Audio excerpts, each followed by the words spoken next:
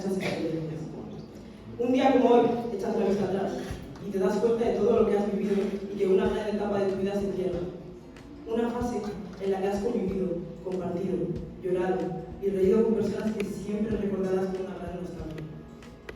Quiero empezar agradeciendo a ese profesorado que hemos tenido a lo largo de estos años. Estiko institutuaren parte direnak, batera momentu hori konpartitzea izan zela oso berezi, ezta? Eta zuek ere, dagoeneko jabazaretenez Gabriel Arestiko historiaren parte, duela 2-3 aste tikona, bertaratu zen jende guzti honek, bere motxila, hemen bete zuen bezala zuek ere, nola hemen bete duzuen, ez?